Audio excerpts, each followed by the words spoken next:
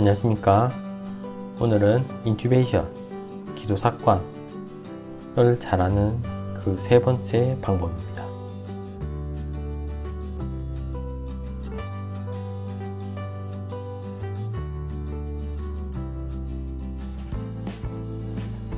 이 상황, 인튜베이션이 어려운 상황, 반드시 여러분들 만날 겁니다. 인튜베이션이 어려운 경우는요, 딱 두 가지입니다. 첫 번째, 그 환자가 해부학적으로 어려운 경우입니다. 제가 해도 어렵겠죠. 그런 경우가 첫 번째입니다. 두 번째, 경험이 많이 부족해서 잘 못하는 경우입니다. 두 경우 다 옆에서 도와주는 사람이 좀 더 잘 도와주면요, 더 쉽게 할 수 있습니다. 그래서 그 방법을 제가 설명드리겠습니다. 인튜베이션의 어려운 상황, 이거는요, 저희가 외면하고 싶어, 피하고 싶어서 피할 수 있는 상황이 아닙니다. 이런 상황을 맞닥뜨렸을 때 어쩔 수 없이, 그리고 반드시 저희는 그 상황을 해결할 줄 아셔야 됩니다. 그 방법을 설명드리겠습니다. 네 가지를 설명드릴 겁니다. 어려운 기도 관리를 만났을 때 여러분들 실전에서 사용할 수 있는 네 가지 팁입니다. 쉽겠죠? 보컬 코드가 보이니까 넣으면 끝입니다. 하지만 제가 했을 때도 에피로티스조차 보이지 않는 경우도 있습니다. 이런 경우도 저는 이제 수술하러 환자가 들어온다면 이 사람도 반드시 인튜베이션을 성공시켜야 됩니다. 4번, 어렵겠죠? 이런 경우에 어떻게 하면 인튜베이션을 성공적으로 시행할 수 있을까? 첫 번째, 또 자세 이야기입니다. 그만큼 기도 관리할 때는 첫 번째가 자세입니다. 앞에서 설명드렸던 이 스니핑 포지션 잡는 게 첫 번째입니다. 베개받치자, 익스텐션 하자. 하지만은 이것을 했을 때도 안 되는 경우가 있습니다. 다행스럽게도 우리나라에는 아직 이 정도로 비만인 사람이 많지 않습니다.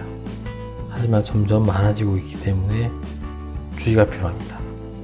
하지만 이런 사람 만났을 때 어떻게 하느냐? 스터넘, 흉골을요, 익스터널 오디토리 미아투스, 귓구멍, 웨이도와 같은 수평면상에 있게끔 맞춰주는 것이, 이렇게 많이 받쳐줘야지 인튜베이션이 더 쉬워진다고 합니다. 훨씬 더 어려워지는 것 같죠?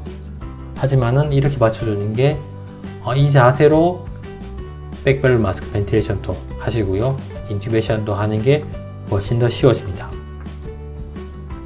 그래서 저희는 실제로 어떻게 하느냐? 자, 한 개 받쳤는데 인튜베이션 어렵다. 그럼 두 개 받칩니다. 그리고 세 개 받칩니다. 더 어려워질 것 같죠? 하지만 실제로 어려운 경우 이렇게 하시는 게 더 도움이 됩니다. 자, 그리고 또요, 제가 열심히 지금 자세를 잡았습니다. 베개를 받치고 입을 벌렸습니다. 그런데 제가 라링고스코프를 딱 잡는 순간 제 손에 힘이 없으면 자세가 무너졌죠. 이때 옆에서 어시스트 해주는 사람이요, 머리를 딱 밀어줍니다. 아래쪽에서. 그러면은 다시 신전된 게 유지가 되겠죠. 요 한 명이 어시스트를 하냐 못하냐에 따라서 인튜베이션 난이도가 완전히 달라집니다. 그래서 어시스트도 굉장히 중요합니다. 어려운 기도 관리를 만났을 때 할 수 있는 방법 두 번째는요, BURP입니다. 뭐냐? 이겁니다. 목을 어시스트가 잘 눌러주는 겁니다. 이렇게요. 이렇게 잘 눌러만 줘도 인튜베이션이 훨씬 더 쉬워집니다. 어디를 누르는 걸까요? 사이로이드 카틸리지입니다. 다시 해부학입니다. 우리 목에서 가장 볼록 튀어나온 부분, 아담즈 애플이라고 불리는 것이 사이로이드 카틸리지입니다. 갑상연골이고요. 그리고 그 밑에 볼록 튀어나온 부분이 크리코이드, 윤상연골입니다. 그 사이 부분을 우리는 크리코 사이로이드 멤브레인, 윤상 갑상막이라고 합니다. 자, 오늘 저희가 눌러야 되는 곳은요, 이곳입니다. 가장 볼록 튀어나온 부분. 이 사이로이드 카틸리지를 우리가 아래쪽으로 눌러주는 겁니다. 여기서부터 아래쪽으로 눌러주는 거겠죠. 어떻게? BURP입니다. 백워드, 환자가 누워있으니까 환자 아래쪽이겠죠. 그리고 환자 머리 쪽으로, 그리고 환자의 오른편 쪽으로 프레셔, 힘을 줘서 눌러준다는 뜻입니다. 왜 이렇게 하면은 인튜베이션이 쉬워지느냐? 쉬운 사람이죠? 어려운 사람이죠? 이 어려운 사람도요, 여러분들, 이 보컬 코드가 어디 있을까요? 아래에 있을까요? 왼쪽, 오른쪽? 아닙니다. 당연히 위에 있겠죠. 그렇다면은 위에서 힘을 줘서 눌러주면은 제 시야에 보컬 코드가 보이겠죠. 그래서 눌러만 줘도 훨씬 더 쉬워집니다. 그리고 왜 라이트일까요? 블레이드, 후두경이 생기는 모양 자체가 오른쪽의 시야가 훨씬 더 큽니다. 그래서 이쪽으로 싹 밀어주어서 보컬 코드가 여기로 싹 보이는 게 저희가 인튜베이션 하기 훨씬 더 쉬워지겠죠. 실제로 어떠냐? 별 차이가 없을 것 같죠? 자, 혀를 따라 들어갑니다. 우블라, 목젖이 보이고, 혀를 따라 들어가면 무조건 에피로티스가 보이는구나. 딱 걸어서 들어줍니다. 제가 했는데도 보컬 코드 요거밖에 안 보입니다. 제가 밖에서 이제 누르기 시작합니다. 사이로이드 카트리지를요. 이렇게 보입니다. 엄청나게 큰 차이가 있죠. 이때 인튜베이션 하는 것과 이때 인튜베이션 하는 게 어느 게 더 쉬울까요? 이게 훨씬 더 쉽습니다. 그래서 BURP를 잘 어시스트 하는 것만 해도 엄청납니다. 그래서 어떻게 하느냐 이렇게 됩니다. 자, 아까 했던 이 자세가 무너졌을 때 머리를 어시스트가 자세를 새로 잡아준다. 그리고 제가 라링고스코프를 넣고 보였을 때 앞에 어시스트한테 손을 올리라고 하고 어시스트의 손을 제일 잘 보이는 곳에 제가 고정시킵니다. 그리고 가만히 있으라고 하고 제가 인튜베이션을 하면 됩니다. 이 어시스트 굉장히 중요합니다. 목을 자세를 유지시켜주는 이 손과 반대쪽 손으로 목을 눌러주는 것. 세 번째로 스타일렛입니다. 자, 우리가 넣고 싶은 곳은 위에입니다. 맞죠? 트라키아. 그렇다면요, 튜브에다가 스타일렛을 안에 넣었습니다. 스타일렛을 넣고요, 입안에 넣은 다음에 튜브를 살짝 눕혀줍니다. 그래서 이 상태에서 우리가 튜브를 쭉 넣는다면 튜브가 위로 들어가겠죠. 운 좋게 위로 넣을 수 있겠죠. 저희 아마 마취통증의학과 의사들은요, 거의 다 스타일렛 없이 할 겁니다. 왜냐? 대부분 다 쉽기 때문에. 마취통증의학과 의사들이 스타일렛을 쓰는 경우는요, 안에 보컬 코드가 보이지 않아서 운 좋게 저희가 넣기 위해서 스타일렛을 사용하게 됩니다. 하지만 여러분들 경험이 많이 없다면요, 제일 처음부터 무조건 스타일렛을 넣어놓고 하시는 게 훨씬 더 빠르게 그리고 안전하게 하실 수 있는 방법일 것입니다. 이렇게 올라가겠죠. 자, 마지막입니다. 비디오 라링고스코프, 비디오 후두경을 반드시 이용하십시오. 요즘 굉장히 많이 나오고 있고 저도 굉장히 많이 쓰고 있습니다. 제가 1년, 2년 전까지만 해도요, 이 내용을 아예 강의에서 뺐습니다. 왜냐? 이것이 실제로 여러분들이 사용하실 때는 없기 때문에.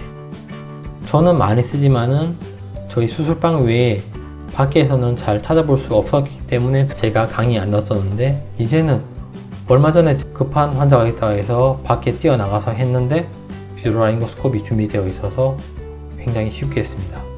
물론 저는 밖에 없는 줄 알고 제 비디오 라링고스코프를 들고 뛰어갔었죠. 큰 차이가 있습니다. 일반적인 후두경과 비디오 라링고스코프는요, 각도가 엄청나게 더 휘어져 있습니다. 일반적인 후두경은요, 우리가 눈으로 봤었을 때 볼 수 있는 각도가 한계가 있습니다. 하지만 비디오 라링고스코프는요, 우리가 보는 시야하고요, 그거랑 상관없이 90도 각도에 거의 카메라가 붙어 있습니다. 그래서 우리가 밖에서 봤을 때 눈으로 볼 수 없는 곳까지 볼 수 있기 때문에 인튜베이션이 훨씬 더 쉬워집니다. 스터디를 해놨습니다. 일반적으로 비디오 후두경을 썼을 때 인튜베이션을 했을 확률입니다. 실패가 채 3%가 되지 않습니다. 엄청나죠. 그리고 이 사람은 해부학적으로 문제가 있어서 어려울 거라 예상되는 경우에도요, 실패할 확률이 굉장히 낮습니다. 그래서 여러분들 반드시 비주얼라린고스코프 사용하십시오. 하지만 이때 꼭 주의할 것이 있습니다. 하실 때는 반드시 이 스타일렛을 사용하셔야 됩니다. 왜냐? 겁다가 워낙 크기 때문에요. 스타일렛이 없으면은 우리가 눈을 볼 수 없는 곳에다가 못 넣기 때문에 반드시 스타일렛을 사용하셔야 됩니다. 여러분들, 환자의 안전을 위해서 반드시 비주얼라린고스코프를 사용하십시오. 그리고 환자의 안전이 보장된다면요, 아마 여러분들도 안전할 것입니다. 해보시면요 훨씬 더 쉽습니다. 그래서 저는 이제는 이 비주얼라린고스코프이 무조건 다 준비되어 있어야 된다고 생각합니다. 그리고요, 교육할 때도 굉장히 좋습니다. 옛날 일반적인 후두경을 했을 때는요, 저희 전공의 선생님들이 할 때 안에서 어떤 장면을 보고 있는지 제가 도저히 볼 수가 없습니다. 그래서 뭐라고 옆에서 도와주려고 해도 도와줄 수가 없는 상황입니다. 하지만 이제는 화면으로 다 보입니다. 그래서 편안하게 이렇게 하라, 이렇게 하라, 교육하기도 훨씬 더 좋습니다. 그래서 반드시 여러분들 비주얼라린고스코프 반드시 구비해서 활용하시기 바랍니다. 정리해 보겠습니다. 어려운 인튜베이션을 만났을 때 여러분이 실전에 쓸 수 있는 4가지 팁. 첫 번째, 포지션입니다.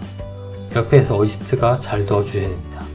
두 번째, 옆에서 어시스트가 목을 잘 눌러주셔야 됩니다. BURP. 세 번째, 스타일렛입니다. 네 번째, 비지 후두경. 저는요, 이제 4번이 가장 중요한 것 같습니다. 반드시 구비하십시오.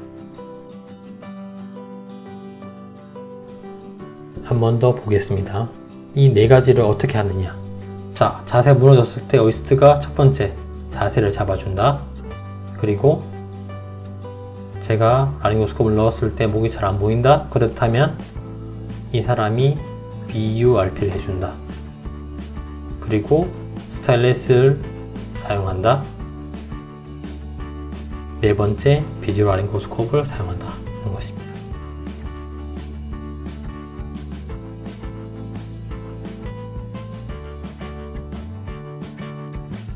이렇게 해서요, 여러분들이 꼭 인튜베이션을 잘 하실 수 있었으면 좋겠습니다. 그리하여 여러분들의 환자를 인튜베이션을 성공시켜서 구하는 그런 짜릿한 기쁨을 여러분들이 느껴보시기를 바랍니다.